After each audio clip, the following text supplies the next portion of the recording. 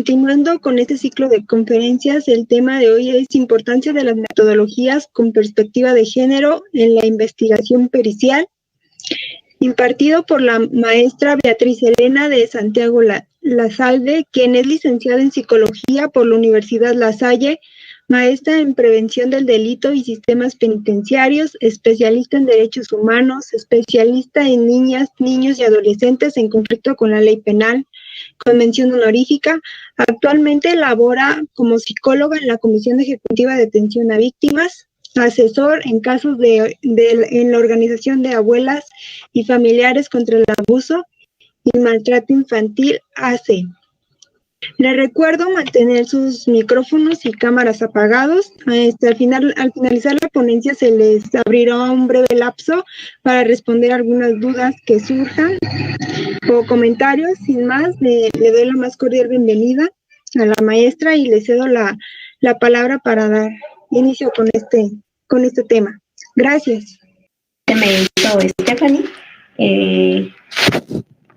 Mencionar que desde hace un par de años ya no estoy laborando en la Comisión Ejecutiva de Atención a Víctimas, sino que me desempeño actualmente en la Comisión Nacional de los Derechos Humanos.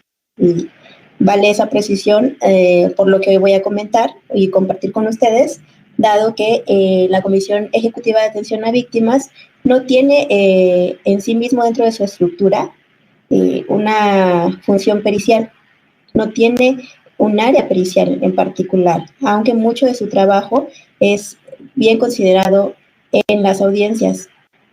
Sin embargo, en la parte del trabajo que se realiza en la Comisión Nacional de los Derechos Humanos, sí estoy adscrita a una coordinación de servicios periciales y el trabajo que se hace, por supuesto, tiene esta naturaleza, un objetivo pericial y un impacto a nivel muy significativo debido a la naturaleza de los documentos que ahí emitimos, que no solamente son peritajes, sino que son opiniones y otro tipo de documentos. Bueno, para hacer más ágil lo que voy a compartir con ustedes, hoy quiero hablar un poco de la importancia que tiene el que como peritas y peritos, si hay varones que nos están acompañando, podamos tener una claridad respecto de lo que es la importancia de implementar una perspectiva de género en nuestro trabajo como peritas y peritos, en todo lo que es la labor pericial. Sé que y seguramente ustedes lo conocen, que existen diferentes protocolos, sin embargo han sido protocolos muy especializados para delitos como por ejemplo el feminicidio. Sin embargo sabemos que, no solamente existe el feminicidio como tal, que puede llegar a impactar en la vida de las mujeres cuando son víctimas de delitos, sino que hay otro tipo de delitos como por ejemplo la propia desaparición, la trata de personas, que necesitan ser vistos desde una mirada de género, incluso el secuestro, todos los delitos necesitan ser vistos desde una mirada de género, una perspectiva de género, y que por supuesto esta perspectiva tiene que ser documentada. Y cuando hablamos de el documentar esa perspectiva, nos referimos a realizar una labor propiamente pericial.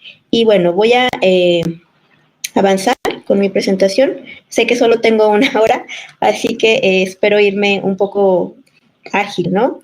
Quiero partir desde este marco, desde este margen de ideas respecto de lo que es el sistema de justicia penal mexicano. Sabemos que a partir de la reforma constitucional de 2008, pues hubo un gran cambio que impactó todo el sistema de justicia penal, ¿no? Pasamos de un sistema inquisitivo mixto a un sistema acusatorio adversarial oral y que le da mucha relevancia a lo que son los derechos humanos. Y voy a hacer mención de los derechos humanos porque la perspectiva de género tiene mucho que ver con los derechos humanos. Están estrechamente ligadas. No existe una perspectiva de género sin una mirada de los derechos humanos que tiene que transversalizar las realidades que tenemos la oportunidad de atravesar quienes peritamos a personas en situación de víctima o personas que tienen una calidad de posibles responsables de un delito. En esta reforma se reformaron 10 artículos, si no mal recuerdo, donde 7 de ellos son de naturaleza penal o de materia penal, ¿no? El artículo 20, por supuesto, nos habla de, en él radica ese corazón garantista de las personas, ¿no? Por eso hablo de los derechos humanos. Sabemos que por sí misma, esta reforma cambió de una manera muy importante el trabajo que hacemos las peritas y los peritos en la documentación de casos, en el acompañamiento de personas en situación de víctimas. ¿Por qué cambió? Pues porque por los propios principios de este sistema de justicia nuevo, ¿no? Donde está la publicidad, la contradicción, lo cual exige mucho de las personas que peritamos, y la propia oralidad, la continuidad y la inmediación. Sin ahondar en más, me quiero abocar sobre todo en lo que es la contradicción y la oralidad. ¿Por qué? Porque mucho del trabajo que hacemos de escritorio, al documentar todo lo que podemos encontrar como hallazgos en nuestra labor pericial, tiene que ser sostenido y vencer la contradicción. Entonces, ahí está el principio de contradicción y lo vencemos pues a través de esta oralidad. Voy a avanzar. En este cambio, si pueden ver acá, pues la función de las peritas y los peritos era muy diferente antes de la reforma de 2008 y después de la reforma del 2008. Antes, por ejemplo, no se exigían propiamente requisitos específicos, ¿no? Es decir, no había una exigencia como tal respecto de la acreditación de la persona que peritaba. Bastaba con que fuera licenciada o licenciado en la ciencia que peritaba para que pudiera participar. Ahora todavía estamos transitando y exigiendo un poco más respecto de la acreditación de las personas que participan en la peritación de los casos. Bastaba antes con el informe escrito. Ahora, si bien tenemos el informe escrito, este informe escrito no es suficiente. ¿Por qué? Porque tenemos el principio de oralidad. Entonces, el informe escrito vence la contradicción a partir de esta oralidad porque es sostenido ante el tribunal. Antes existían conclusiones con base al leal saber y entender de la persona que peritaba. Ahora no existe esa característica, es vencida con la nueva reforma o con esta reforma del 2008, porque ahora las personas que peritamos se nos exige unos criterios o unos estándares científicos para las aseveraciones a las que llegamos a partir de los hallazgos que documentamos. Y entonces ya no podemos opinar a nuestro leal saber y entender, porque entonces caemos en la gran contradicción que antes existía respecto de que había un polifuncionalismo, es decir, que éramos todólogos, ¿no? Y entonces yo podría ser psicóloga victimal, pero al ser psicóloga podía actuar en otro tipo de casos, y no. Ahora queremos estándares científicos que puedan vencer este polifuncionalismo y que la persona que perita ya no perite a su leal saber y entender, sino que perite con base o con un fundamento en estándares científicos que van a poder robustecer todos los hallazgos y las conclusiones que habrá de tomar en cuenta el juez o la jueza. Y bueno, y antes existía esta junta de peritos. Ahora ya no existe esta junta de peritos, sino que tenemos esta oralidad, y en la oralidad, como les decía, sostenemos o nos sostenemos como peritos con esta confiabilidad y con la credibilidad que nos aportan los estándares científicos que le dan soporte a nuestra labor pericial. Entonces, debemos considerar desde acá la importancia que tenemos nosotras y nosotros como peritas y peritos en las actuaciones que hacemos, dado que como peritas y peritos permitimos dar una orientación a las líneas de investigación y a las estrategias que la propia defensa puede aportar en tal o cual caso. Hoy vamos a hablar específicamente y en razón del mes de marzo, ¿no? Donde conmemoramos el 8 de marzo, el Día Internacional de la Mujer. Hoy vamos a hablar de delitos donde estemos hablando de violencias de género. Entonces, esta labor que tenemos como peritas y peritos es importantísima en lo que respecta a integrar esta perspectiva de género. Por ello, porque tenemos nosotros esta responsabilidad de, con nuestro trabajo, poder orientar las líneas de investigación y las estrategias que después habrán de tomarse, ¿no? Esta confiabilidad que les menciono acá abajito tiene que ver con aspectos epistemológicos, aspectos semánticos, ¿no? que le dan unas bases objetivas, que pueden sostener objetivamente el dictamen que aportamos. Quien tenga la oportunidad después de revisar todos los criterios que establece el estándar Daubert, se puede retroalimentar muchísimo de esto. Estos criterios de confiabilidad y credibilidad que habremos de tener también van a ser transversalizados con esta perspectiva de género, o es lo que pretendemos, ¿no? Poder encontrar maneras de que también estos criterios científicos tengan esta mirada de género al poder seleccionar los instrumentos correctos. Más adelante vamos a ver esto. Voy a seguir. ¿Qué aspectos preliminares debemos considerar? Como les decía, pues la función que tenemos las peritas y los peritos, ¿no? ¿Qué es lo que hacemos? Vamos a recoger y sistematizar la información que obtenemos por parte de la persona a la que entrevistamos o a la que intervenimos o evaluamos. Y esta sistematización y esta recolección de información la vamos a hacer nosotras y nosotros. Se supone que estamos siendo unas personas expertas, y cuando digo se supone, hablo de una realidad pues muy cruda, ¿no? Quienes trabajamos en estos o hemos tenido experiencia con el sistema de justicia, sabemos que no todas las personas, peritas y peritos que se acreditan como tal, tienen experiencia o expertise en aspectos tan fundamentales como es la perspectiva de género. Es decir, tienen experiencia en aspectos técnicos y científicos, pero no propiamente en aspectos de índole más enfocados a lo que son los derechos de las mujeres y propiamente los derechos humanos. Entonces, nosotros recogemos y sistematizamos esta información en las personas que evaluamos. Hoy vamos a hablar específicamente de mujeres. En esta misma labor pericial, lo que hacemos es que vamos a necesitar, para que podamos realizar nuestro trabajo, ciertos conocimientos muy específicos, ¿no?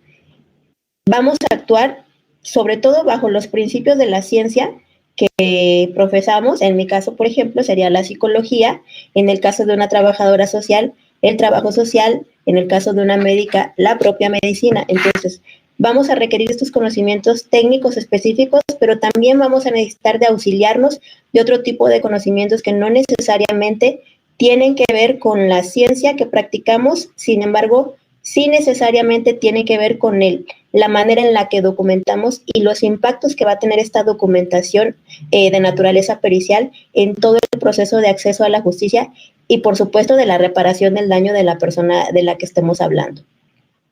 El perito también, a través de su peritaje, va a transmitir estos conocimientos técnicos y científicos sobre determinada materia de estudio. Yo les decía, desde la psicología o pueden ser otro tipo de ciencias, se los va a transmitir de una manera clara, de una manera fundamentada, objetiva y científica en la medida de lo posible al juez o a la persona juzgadora. Esta información que habremos de aportar a través de nuestro dictamen pericial o de este documento con naturaleza forense va a permitir o debería tener un criterio de validez fundamentada en una metodología. Entonces, partimos de una reforma constitucional donde cambia la función de las peritas y los peritos. Encontramos la importancia del rol que tenemos como peritas y peritos en la investigación y la documentación de casos, sobre todo cuando hablamos de casos donde hay algún tipo de violencia de género. Y entonces hablamos de la metodología, vamos de lo general a lo particular. En este caso, entonces, tenemos que distinguir a quién se perita. Dos cosas fundamentales para mí es distinguir a quién estoy peritando. Si la persona de la que estoy hablando es una persona en situación de víctima, o si la persona de la que estoy hablando es una persona que está como probable responsable de un delito. ¿Por qué? Porque las miradas y la metodología es diferente, incluso la manera de argumentar. Asimismo, tendremos que distinguir en qué contexto se realiza la labor pericial.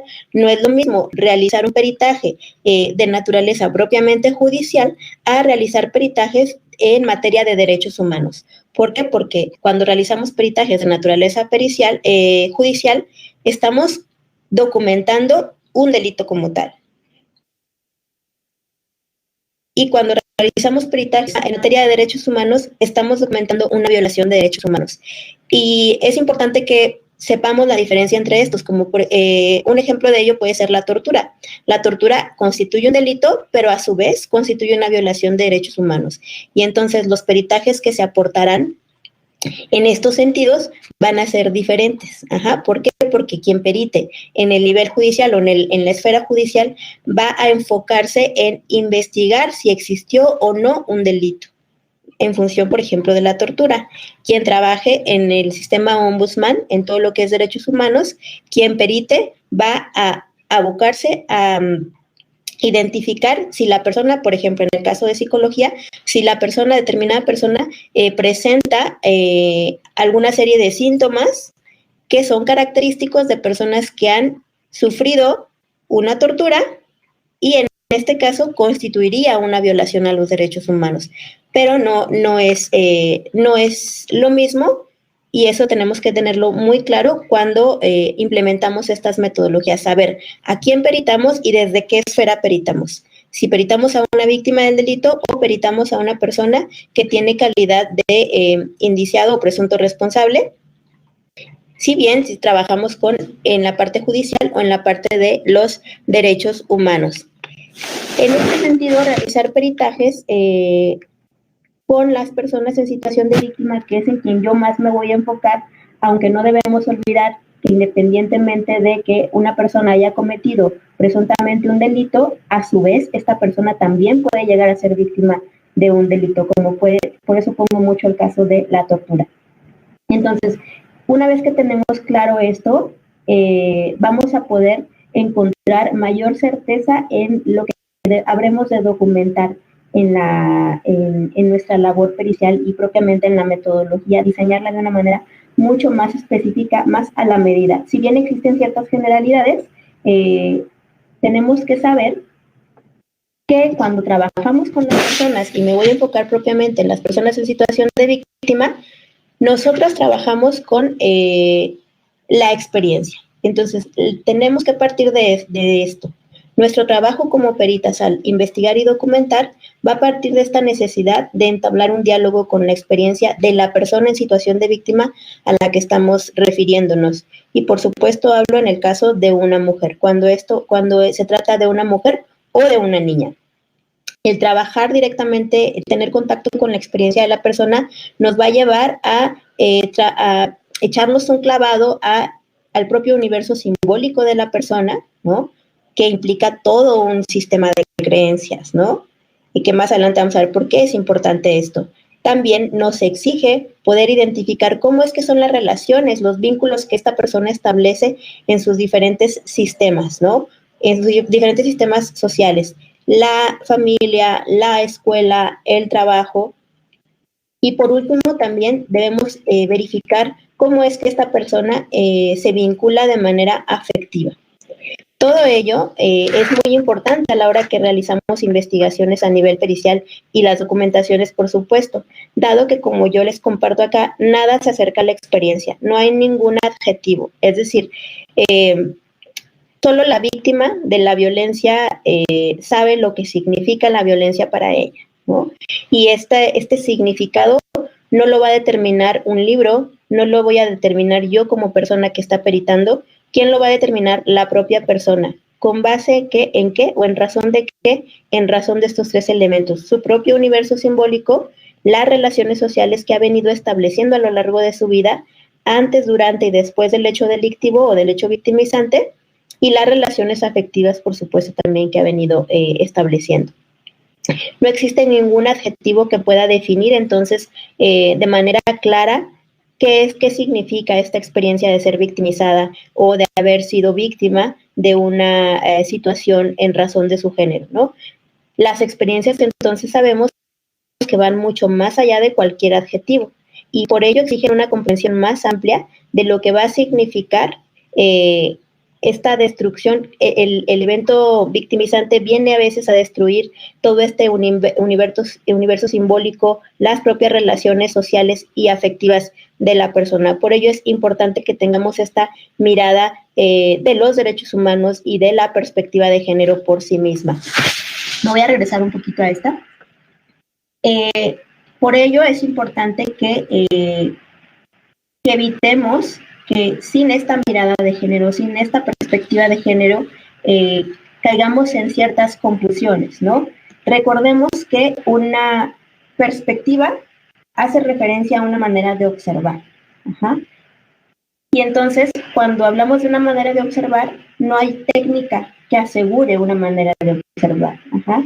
No hay conocimiento científico que asegure una manera de observar, sino que más bien son habilidades que vamos obteniendo y que están condicionadas a nuestro propio proceso de deconstrucción y a nuestro propio proceso de sensibilización a las diferentes asimetrías de poder de las que puede ser víctima una niña o una mujer a quien estemos peritando. Ahora sí voy a avanzar.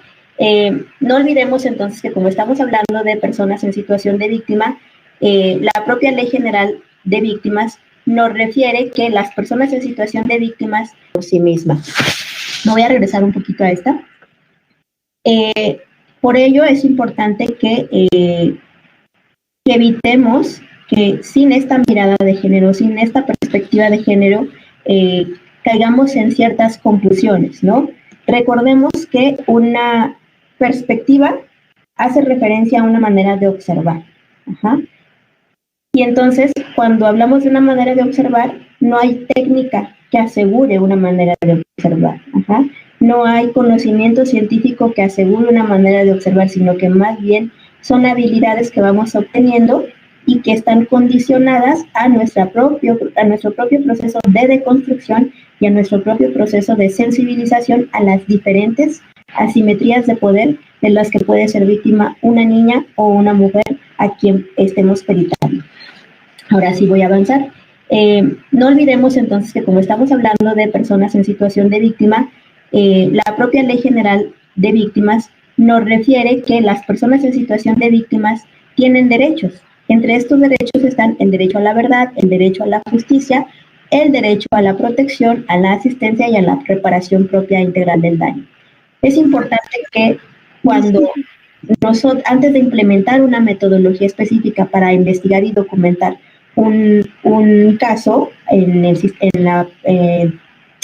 nuestra labor pericial, tengamos un conocimiento que nos anteceda, un conocimiento de la propia Ley General de Víctimas. ¿Por qué? Porque las personas a las que vamos a peritar, como ya dijimos, pueden estar en situación de víctima o pueden estar en una situación donde son probables responsables de un delito, pero que a su vez estén expuestas o sean vulnerables a ser víctimas de un delito. Entonces, la Ley General de Víctimas cobija a todas estas personas.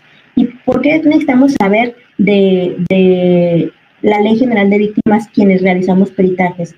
Bueno, pues porque nuestra labor puede llegar a ser revictimizante si omitimos ciertos procedimientos, ciertas metodologías, ciertos procesos, o bien si somos, digamos, muy reiterativos en alguna práctica que pudiera llegar a significar un daño en el universo simbólico de la persona. Tomemos en cuenta que, por ejemplo, cuando hacemos peritajes en materia de psicología, entablamos el diálogo con la experiencia de la persona y abrimos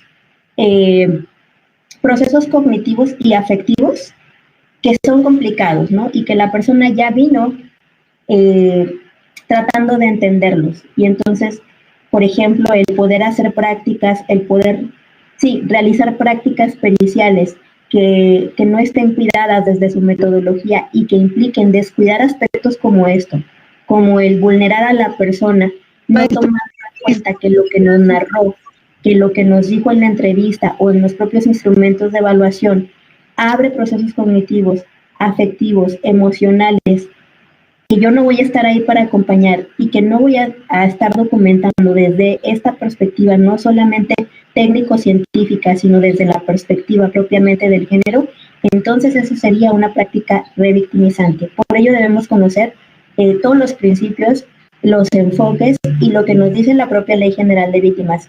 Y hagamos una diferencia entre los principios y los enfoques. Mientras un principio establece un inicio de algo, como por ejemplo el principio de la buena fe, y esto es muy importante, que consideremos en nuestra metodología con el enfoque de género este principio de la buena fe, porque sabemos que en razón de estas asimetrías de poder a las que hemos sido históricamente expuestas las mujeres y en las que nos hemos desarrollado física, emocional, cognitiva, socialmente, pues muchas veces, la gran mayoría de las veces, se pone en tela de juicio nuestro dicho, ¿no? Y entonces, ¿por qué los peritos y las peritos debemos conocer del principio de la buena fe? Porque la perspectiva de género puede empezar desde ahí, empieza desde ahí, desde conocer cómo, qué es como concepto, pero cómo opera el principio de la buena fe, desde el validar lo que la persona me está diciendo. Eso no significa que voy a dar por hecho que eso ocurrió, significa que le creo a la persona que me está narrando los hechos de tortura, los hechos de secuestro, cualquier hecho delictivo victimal que nos esté narrando. Porque si no lo hacemos, entonces recordemos que las mujeres hemos sido expuestas a esta puesta en tela de juicio de nuestra experiencia, de nuestra narrativa respecto de un hecho victimizante, que valga el subrayar esto, este hecho victimizante tiene una naturaleza simbólica. Ajá. Tiene una naturaleza simbólica porque implica un trauma en muchas ocasiones, un trauma que es muy difícil de determinar en términos objetivos. Por eso es que tenemos que cuidar nuestras metodologías, y una parte de cuidar estas metodologías es integrar ese enfoque de género. Entonces, las mujeres muchas veces hemos sido vulneradas en tanto que no se nos cree, no se le crea nuestro dicho. Y esto forma parte de esta violencia sistemática. Recordemos que la violencia no es algo que ocurre en un solo momento, sino que va creciendo, ¿no? Y que va siendo acumulativa. Y entonces, la persona en situación de víctima a la que estamos peritando, podemos, si no tenemos esta mirada de género desde un entendimiento de la Ley General de Víctimas, amén, de las herramientas técnico-científicas con las que contemos en la materia que peritamos, si no lo hacemos así, entonces vamos a contribuir a que esta persona pueda llegar a ser revictimizada y pasar desde el no creer en su dicho, faltar al principio de la buena fe, hasta incluso criminalizarla por el hecho que está narrando. Entonces, importante cómo identificar cómo la perspectiva de género inicia incluso desde la forma en la que tenemos contacto con las personas en situación de víctima. Los principios y los enfoques en la atención a víctimas los pueden encontrar ustedes en la Ley General de Víctimas, en el artículo 5º.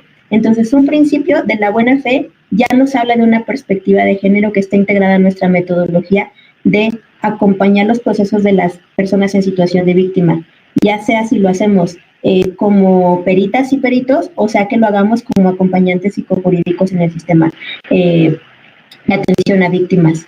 Y otra cosa acá importante es que consideremos que es diferente un principio de un enfoque. El enfoque en la atención a víctimas sí nos habla de la perspectiva de género. El enfoque en la atención a víctimas nos habla de un enfoque de derechos humanos, conocer de derechos humanos, saber qué son los derechos humanos, pero cómo se operacionalizan en la realidad día a día de la atención con las personas en situación de víctimas, y particularmente cuando hablamos en este caso de una labor pericial. Los enfoques también nos hablan del principio del enfoque de género, de un enfoque especializado, ¿no? Entonces, ¿por qué especializado? Porque debemos tener una mirada pues más interseccional, ¿no? No todas las mujeres vivimos las mismas violencias y no todas las mujeres experimentamos, le damos un significado igual a las mismas formas de violencia. Entonces, fíjense cómo la perspectiva de género empieza desde el conocimiento de aspectos muy técnicos, como pueden ser discernir entre un principio y un enfoque, y que tienen que ser integrados a nuestras propias metodologías en el trabajo en la documentación e investigación de ciertos aspectos en las víctimas de diferentes violencias de género. Como les decía entonces, ¿qué es la perspectiva de género? La perspectiva de género va a implicar una mirada, pues, analítica. ¿Qué es lo que busca esta mirada analítica? Por proyectar y explicar cómo es que las sociedades construyen sus propias reglas, sus propios valores, sus propias dinámicas, sus prácticas y procesos dentro de la subjetividad que permiten dar un sentido a lo que es el ser y el hacer y el trascender como hombres y como mujeres. y las relaciones que establecemos o se producen entre nosotras y nosotros. Esta perspectiva de género, dice Lean Mujeres, no alude exclusivamente al asunto de las mujeres. Sin embargo, sabemos, y están las estadísticas que no hablan y que son indicadores bien objetivos, como las que proporciona el INDIRE del INEGI, que nos dicen que el 66.1% de las mujeres de 15 años para arriba han reconocido que han vivido al menos una forma de violencia.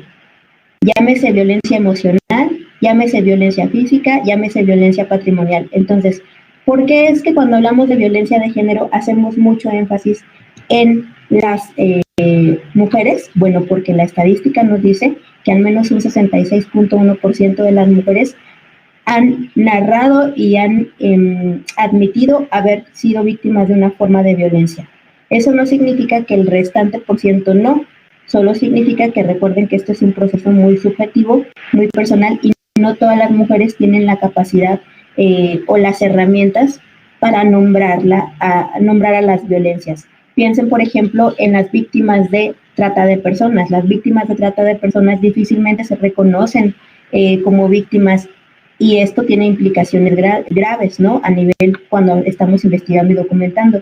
¿Por qué? Porque la forma en la que ellas observan su propia realidad no es desde la propia violencia, sino que para ellas parece un trato justo, cuando sabemos que no lo es, porque hay una asimetría de poder en razón del género muy interesante. Entonces, el poder tener esta perspectiva de género también nos permite fortalecer nuestras herramientas para poder identificar cuáles son las fuentes de malestar de esa persona a la que estamos peritando.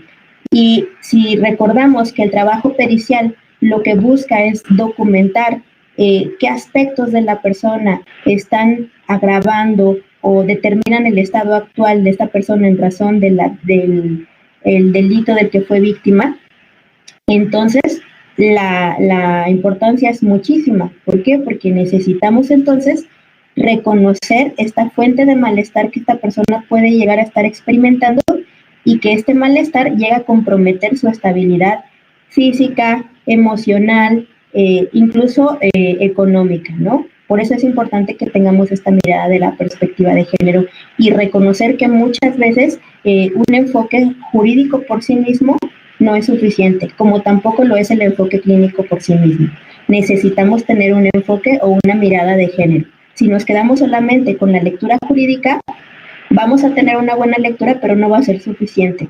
No para poder hacer cristalizar en hechos lo que es el acceso a la justicia para las mujeres. Si tenemos una mirada propiamente clínica, tampoco lo vamos a lograr. Puede llegar a ser muy bueno, pero no va a ser suficiente. Sin embargo, si a estas dos miradas les tejemos todo lo que son las perspectivas de derechos humanos y, por supuesto, la perspectiva de género, entonces tenemos avanza tu diapositiva de poder documentar la realidad que está viviendo la persona o la mujer a la que estamos peritando. Entonces, esta perspectiva de género nos va a permitir identificar y atender las demandas y las necesidades muy particulares que existen entre los hombres y las mujeres que pueden llegar a estar en condiciones de vulnerabilidad. Y, por supuesto, una persona que está en situación de víctima, una mujer o una niña, está en condiciones importantes de vulnerabilidad. Y esta vulnerabilidad se va a determinar en razón de un contexto que nosotros sabremos de abordar como peritas y peritos. Esta perspectiva de género también busca identificar estas asimetrías. Betty, no avanza tu diapositiva. Existen situaciones Betty, de poder que por razón del género provocan un desequilibrio Betty, entre unas partes en controversia. Por razón del género existen asimetrías que pueden llegar a afectar o a vulnerar aún más a la persona en situación de víctima de la que estamos hablando. ¿Qué implica una perspectiva de género? Bueno, implica sobre todo que tengamos cierta capacitación.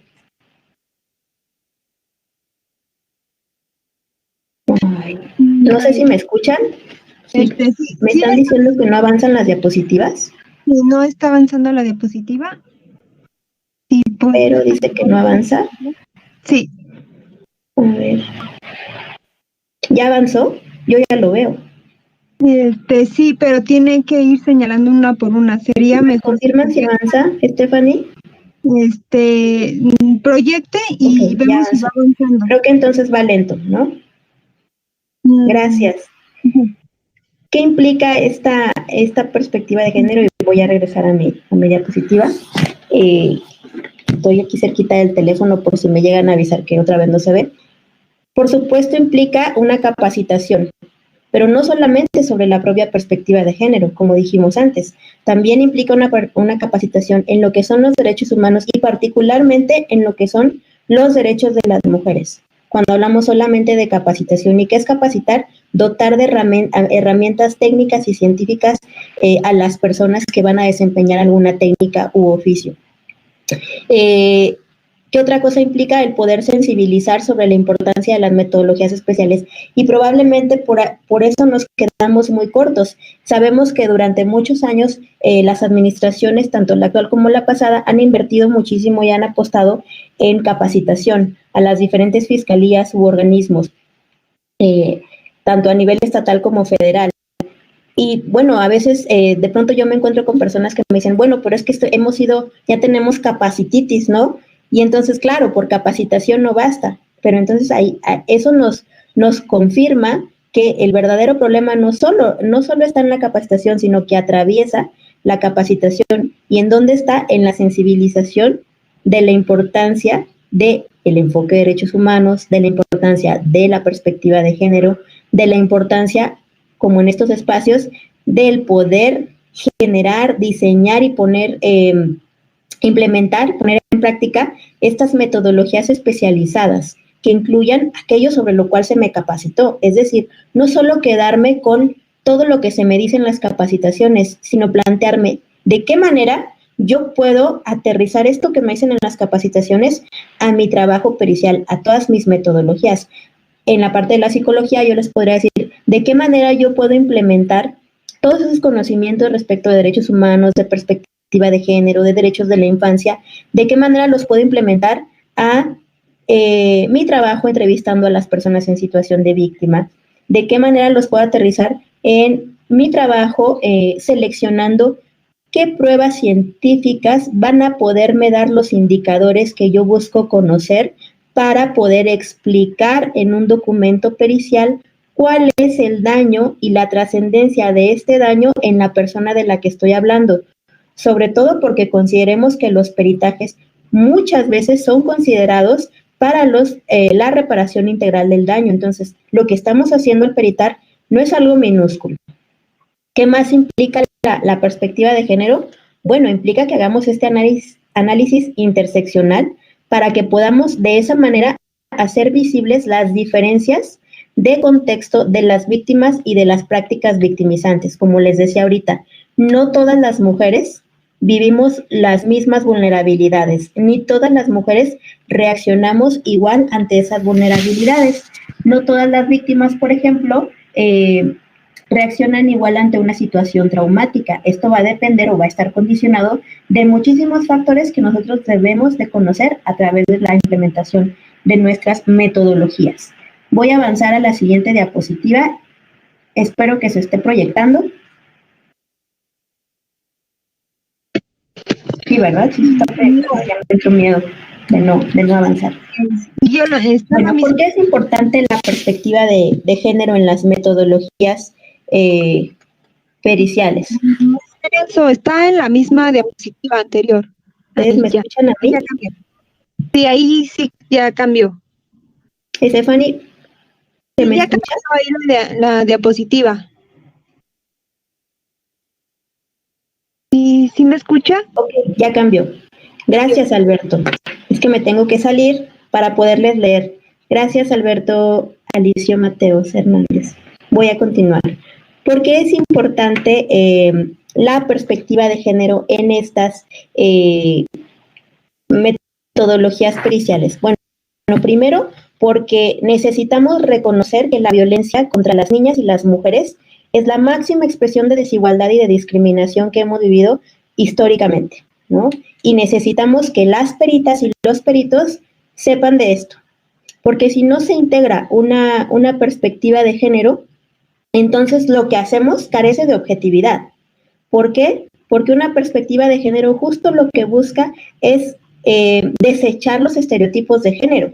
Muchas veces como peritas y peritos, y yo lo he podido constatar en mis años de experiencia profesional, muchas veces las personas que peritan traen en su lenguaje, y lo veo en sus documentos, toda una mirada que está plagada de estereotipos de género, ¿no? Desde que porque traía las uñas largas es una narcisista, por ejemplo, ¿no? Y entonces eso se trata de una mujer narcisista, seductora, todo por la descripción de cómo venía vestida. Eso es una mirada de género, eso es un juicio de valor que está atravesado por un estereotipo de género y que por supuesto vulnera y revictimiza a la persona a la que se está peritando.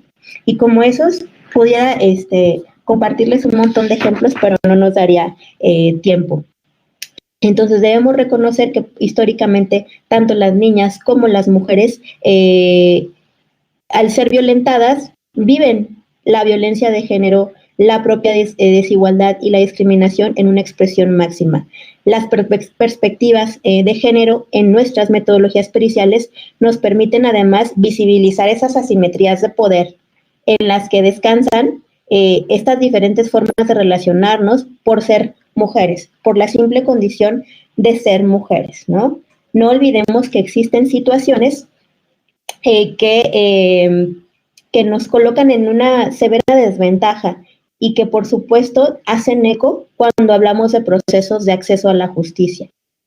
Y por supuesto, dentro de esos procesos de acceso a la justicia, lo que incluye el propio tratamiento o la propia reparación del daño.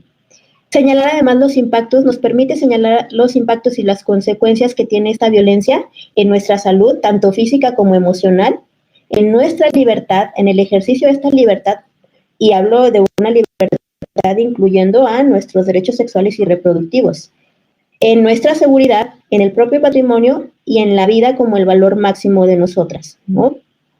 Esta perspectiva de género también nos permite subrayar la responsabilidad, a través de nuestro peritaje, nos permite subrayar la responsabilidad que tiene el Estado de garantizar el derecho de acceso a la justicia de nosotras o de las niñas y de las mujeres. La perspectiva de género, entonces, nos va a permitir con esto dar un balance, proveerle a nuestro trabajo pericial un balance, ¿no? Recuerden que el peritaje es un elemento de prueba que nos posibilita el acceder a la verdad. Y al implementar estas perspectivas de género, entonces le damos un balance necesario y que va a tener un impacto muy significativo a la persona a la que estemos peritando. La perspectiva de género en este sentido, entonces, va a establecer que no se permita que se dé una situación de desventaja a la mujer que estamos peritando o a la persona que estemos peritando en razón del género versus su agresor, ¿no? O versus la persona que la agrede.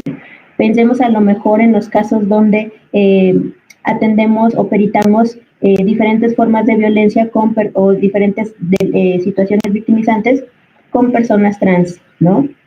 Con mujeres trans. Ahí hay una asimetría de poder muy significativa y cualquier perito o perita que realice su trabajo excluyendo la perspectiva de género en su metodología, entonces está incurriendo en una omisión grave que se traduce en una práctica revictimizante y que es muy grave al ser una servidora o servidor público. Dentro de estas metodologías periciales debemos entender, o de nuestro trabajo pericial, debemos entender que el trabajo pericial incluye criterios metodológicos, criterios científicos y criterios éticos. Y la perspectiva de género no es ajena a ninguno de estos tres criterios, ¿no? Como les decía hace unos minutos, en los criterios científicos está el estándar Daubert que nos estipula cuáles son los requisitos de cientificidad con los que tiene que contar una prueba pericial, ¿no? Y entonces yo no puedo, y aquí está la eterna discusión en materia de psicología con aquellas peritas y peritos que basan sus hallazgos, sus conclusiones o las aseveraciones que realizan en sus dictámenes periciales, basan estas conclusiones en técnicas proyectivas, ¿no? Entonces, una técnica proyectiva, no olvidemos que constituye un criterio más subjetivo y no objetivo. En esa razón, no es un elemento que cumpla con los estándares científicos. Entonces, si yo no considero el cuidar estos criterios científicos en la metodología que implemento, puedo llegar a revictimizar. Y entonces, hablando de la persona, la mujer que en aquel peritaje que leí decía, bueno, es que viene súper arreglada, súper maquillada, con las uñas, traía las uñas fluorescentes, la chica de la que habla, la mujer de la que hablaban en ese peritaje, con las uñas fluorescentes y con brillitos en las uñas, y entonces es una seductora y es una narcisista, porque mira, además me lo está diciendo mi prueba proyectiva, que es una persona muy centrada en sí misma y narcisista. Si yo no cuido ese tipo de detalles como los instrumentos que atañen a los criterios científicos, entonces estoy revictimizando nuevamente y además estoy subrayando la omisión gravísima que estoy cometiendo al no poner en cuenta, al no tomar en cuenta esta perspectiva de género en la selección de las herramientas que habré de considerar en mi dictamen pericial o para poder realizar mi dictamen pericial. Y por supuesto los criterios éticos, que ahí no me voy a detener mucho para poder avanzar, porque ya se me va a acabar el tiempo. Creo que está avanzando bien. No olvidemos entonces que en todo lo que es la labor pericial, o bueno, cuando hablamos de una noticia criminal, tenemos por su parte el trabajo del agente del Ministerio Público, tenemos el trabajo que hace la policía como el primer respondiente, que también estas dos figuras deben contar con una perspectiva de género, pero tenemos sobre todo lo que hacemos las peritas y los peritos. Los servicios periciales, ¿qué es lo que hacen? Cuando trabajamos como peritas y peritos, tenemos una hipótesis del caso, tenemos unos objetivos de la investigación y tenemos que realizar una serie de diligencias para poder realizar o concretar en ese documento o dictamen pericial lo que estemos haciendo. Me dicen que no avanzó. A ver, voy a ver si ya avanzó. Me voy a salir de mí. Ya avanzó. Ok, acaba de cambiar.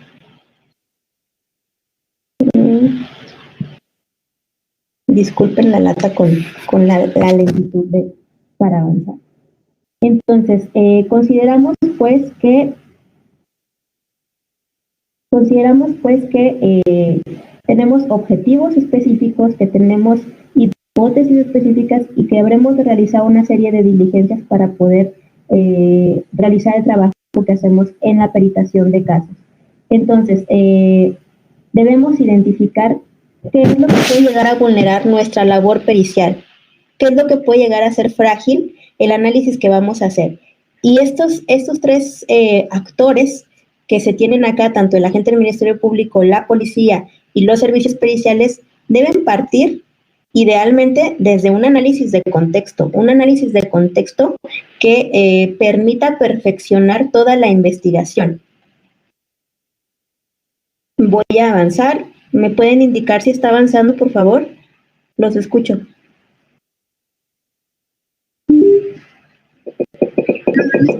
¿Está avanzando? No. ¿Stephanie? No está cambiando. No sé si... No escucho nada.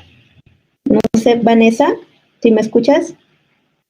No está cambiando la diapositiva. Ya avanzó. Gracias. No las escucho. No les escucho. Ya avanzó. Estoy viendo en la pantalla que estoy poniendo atención a todo. Ok. No, yo no los escucho. Gracias. No les escucho. Entonces, recordando lo que vimos anteriormente respecto del trabajo pericial, necesitamos tener esta confiabilidad, y la confiabilidad también debe ser atravesada por esta perspectiva de género. Ahora sí, propiamente hablando de los aspectos metodológicos, me voy a salir porque no les escucho para ver si ya se ve mi presentación. Ya se ve mi presentación. Voy a regresar a mi presentación. Entonces, estos aspectos metodológicos que, bueno, van a variar dependiendo de la ciencia que cada quien practique. Yo quiero pensar que nos acompañan muchas psicólogas, y psicólogos, abogadas y abogados, y que, bueno, no debe ser ajeno esto que están viendo ustedes, ¿no? En el caso, por ejemplo, de nuestras compañeras y compañeros abogados, pues tienen la oportunidad de revisar nuestros dictámenes periciales, ¿no? Y percatarse de algunos elementos que de pronto ahí vulneran mucho del trabajo que ustedes hacen. ¿Por qué? Porque como les decía en un inicio, el trabajo pericial es una brújula para la estrategia que implementan las abogadas y los abogados. Respecto de esta situación, de lo metodológico, recordemos entonces que hay, amén de las particularidades que cada institución tenga desde su respectivo trabajo, existe como en general esta metodología en la labor pericial. Tenemos una justificación, algunos se plantean hipótesis o idealmente se deben plantear hipótesis del problema a tratar o de abordar, a documentar. Existe un planteamiento del problema, existen objetivos, se da un análisis documental, es decir, yo tengo un expediente que me permite allegarme de otros elementos para poder correlacionar toda la información que yo voy a obtener tanto en mi trabajo pericial y que se va a ver plasmado en mi dictamen o en el producto final, por así decirlo, así llamarlo. Existe ese consentimiento informado y muchas veces pasa desapercibido el consentimiento informado cuando hablamos de perspectiva de género. Y entonces yo me he topado con muchos formatos de consentimiento informado que no consideran a las niñas, niños y adolescentes, que no consideran en la narrativa a la mujer y que no consideran a las personas, por ejemplo, indígenas o a las personas en cualquier situación de vulnerabilidad, incluyendo a las personas, las mujeres trans, ¿no? O los hombres trans. Entonces, fíjense cómo hasta nuestro consentimiento informado, que forma parte de la metodología que implementamos, debe ser cruzado con una perspectiva de género o con una forma de observar a la persona. Ajá. Obviamente nuestra entrevista y nuestro propio análisis de contexto debe considerar la propia perspectiva de género. ¿Y esto qué implica? Por ejemplo, yo les decía ahorita de manera general, ¿no? Para poder implementar esta perspectiva de género, tenemos que desechar los estereotipos de género, pero también debemos evitar este lenguaje que durante mucho tiempo hemos tenido muy arraigado e introyectado, ¿no? Nuestro lenguaje basado en estereotipos y en prejuicios, ¿no? Y que debemos sustituirlo por un lenguaje incluyente, por un lenguaje que no implique ninguna forma de discriminación hacia la persona que estamos peritando. Entonces, fíjense cómo también nuestra entrevista, que forma parte de la metodología, debe ser cruzada por esa perspectiva de género, la forma en la que nos dirigimos a la persona a la que estamos peritando, que esté ajena de todo ese lenguaje que de pronto puede llegar a ser excluyente y puede ser discriminatorio, ¿no? Debemos tomar conciencia de esa asimetría de poder desde que tenemos ese primer contacto con la persona. ¿Por qué? Porque sabemos que nuestro sistema de justicia descansa y ha descansado por muchos años, como el de muchos países en Latinoamérica, descansa en el androcentrismo, ¿no? Y por ello hay un lenguaje sexista, hay una insensibilidad hacia las diferencias en razón del género, hacia estas asimetrías. Existe también un doble parámetro que por supuesto puede llegar a atravesar el trabajo pericial y entonces mucho de ese trabajo se hace con base en el prejuicio que se tiene del deber ser en razón del sexo que tiene la persona, ¿no? Y entonces caemos en una serie de inconsistencias, por supuesto no ayudan al proceso de acceso a la justicia de la persona. Esto hablando de la entrevista, del propio análisis de contexto, donde habremos de tomar en cuenta una mirada ecosistémica, ¿no? La persona desde la familia, desde la propia comunidad y desde la propia sociedad, ¿no? Digamos que hablar desde lo individualizado hasta lo contextualizado. También la perspectiva de género atraviesa la selección de los instrumentos de evaluación que habremos de implementar en la investigación y documentación del caso que nos ataña, y por supuesto esta perspectiva de género se va a ver plasmada sobre todo en la sistematización de la información, es decir, en el producto final que habremos de tener. Y esto incluye que no solo el método y los procedimientos que ya empleamos anteriormente, sino la discusión de sus resultados, el análisis de los impactos, las conclusiones a las que lleguemos y las sugerencias que habremos de hacer, incluyendo la reparación del daño. Desde ahí también podemos identificar la importancia de la propia perspectiva de género. ¿Por qué es esto muy significativo? Porque entonces, de pronto, cuando se cierran los casos, por así decirlo, cuando no tenemos esta perspectiva de género. ¿Qué es lo que pasa? Que el proceso, todo el proceso que de por sí en esa ruta de acceso a la justicia, en esa ruta crítica que caminan las víctimas, es muy pesado. ¿Qué pasa cuando al final la persona en situación de víctima se encuentra que incluso su propio dictamen, en su propio dictamen hubo juicios de valor que le revictimizan? La persona se siente fatal, ¿no? Y entonces, ¿qué impacto tiene esto en su subjetividad? Cambia absolutamente su sistema de creencias y pasa tal vez de creer en la justicia a dejar de creer en la justicia. Y entonces, por eso cuando nos planteamos por qué las víctimas de violencia de género, sobre todo, no denuncian, bueno, pues no denuncian por esto, ¿no? No denuncian porque sistemáticamente, históricamente, el propio sistema de justicia, a través de sus operadoras y operadores, ha sido omiso al desestimar elementos tan importantes como la perspectiva de género, que han repercutido en la subjetividad y en la realidad de la persona, y la persona termina no creyendo en la justicia y, por supuesto, no participando de manera activa en su proceso de acceso a la justicia, lo que incluye la propia reparación del daño. Y bueno, no olvidemos que en esta metodología tenemos que mirar siempre que la violencia de género es un proceso dinámico, no atiende a una causa única y siempre va a tomar en cuenta la interacción entre diferentes sistemas.